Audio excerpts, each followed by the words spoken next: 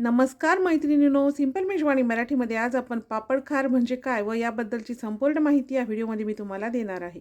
आणि पापड खार हा पापड टाकलाच पाहिजे का, हे सुद्धा बरेच जण मला कमेंट्समध्ये विचारतात। तर बघा, सगळ्यात आधी तुम्हाला पापड खार काय हे तुम्हाला सांगते। बघा, पापड खार हा अशा पद्धतीचा असतो, अशा खड्याच्या स्वरूपात हा येतो, पांढरा शुभ्र असतो आणि एकदम हलका असतो, वजनाला एकदम हलका असतो।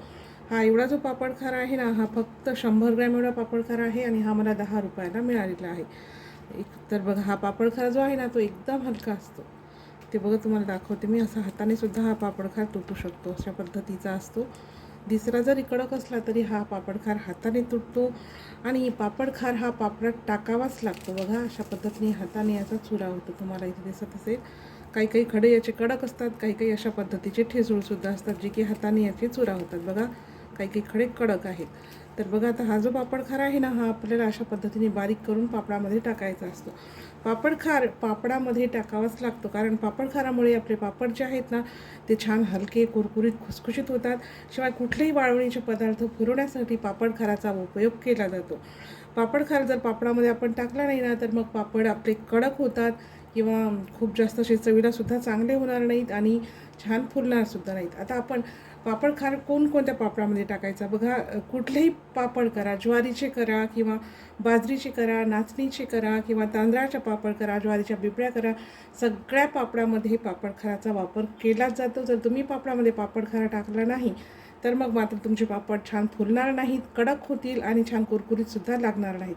बघा, आता आपण जेव्हा उडदाच्या डाळीचे पापड करत असतो, तेव्हा आपण बाहेरून पापड मसाला जेव्हा विकत आणतो, बघा आता अशा पद्धतीचा उडदाच्या डाळीचा जेव्हा आपण पापड मसाला विकत आणतो ना, तर यामध्ये सुद्धा पापड खाराचा वापर केलेलाच असतो।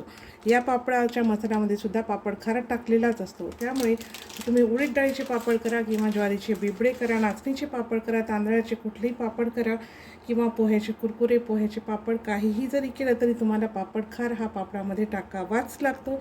परंतु पापड खाराचं जर प्रमाण जास्त झालं तर पापडाची चवसुद्धा बिघडते आणि पापड लालसुद्धा होतात। त्यामुळे पापड खार टाकताना कधीही योग्य प्रमाणात पापड खार टाकायचं आहे। जसं की तुम्ही 1 किलोची जर पापड करत असाल ना, तर त्याला साधारण 20 ते 25 ग्रॅम एवढा पापड खार पुरेसा होतो। आणि जर पापड खाराचं प्रमाण जास्त जर झालं ना पापडामध्ये, तर मग मात्र आपले पापड लाल होतात आणि त्याची चवसुद्धा बिघडते। त्यामुळे पापड खार पापडामध्ये टाकणे आवश्यक आहे, परंतु पापड खार हा योग्य प्रमाणात टाकला गेला पाहिजे। जास्त प्रमाणात जर टाकला तर पापडाची चव खराब होऊ शकते, शिवाय पापड लाल होतात। तर इथे बघा, खिची न घेता चौपट फुलणाऱ्या रेशनच्या तांदळाच्या पापडाची रेसिपी याआधी मी तुमच्यासोबत शेअर केली आहे। तुम्ही बघू शकता हे पापड किती छान झाले आहेत आणि यामध्ये सुद्धा मी पापड खार टाकलेला आहे। तुम्ही बघू शकता, कढईमध्ये टाकल्याबरोबर हे पापड चौपट फुलतात, अजिबातही लाल होत नाहीत किंवा तेलकट होत नाहीत। शिवाय हे पीठ तयार न करता, खिची न घेता सगळ्यात सोप्या पद्धतीने कढईवर फुलणाऱ्या रेशनच्या तांदळाच्या पापडाची रेसिपीसुद्धा तुमच्यासोबत शेअर केलेली आहे। या दोन्ही रेसिपी आपल्या चॅनलवर उपलब्ध आहेत। बघू शकता, यामध्ये सुद्धा पापड खार टाकलेला आहे। पापड अजिबातही तेलकट होत नाहीत, शिवाय लालसुद्धा होत नाहीत। पापड खार टाकल्यामुळे आपले पापड मस्त हलके आणि कुरकुरीत होतात। पापड खार कमी प्रमाणात किंवा जर टाकलाच नाही तर मग मात्र आपले पापड, आपले वाळवणीचे पदार्थ छान फुलणार नाहीत, शिवाय कडक होतील, चवीला सुद्धा छान लागणार नाहीत।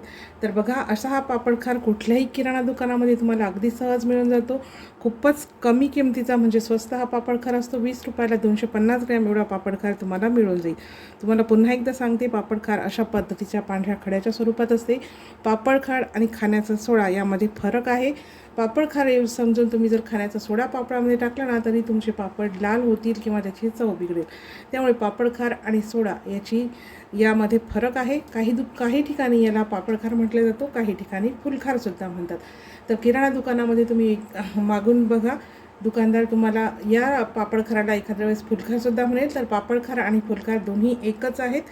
तर तुम्हाला आजची माहिती कशी वाटली ही कमेंट्समध्ये मला नक्की सांगा। सिंपल मेजवानी मराठीची व्हिडिओ जर आवडत असतील तर चॅनलला सबस्क्राईब करून बाजूचे घंटीचे बटन प्रेस करा।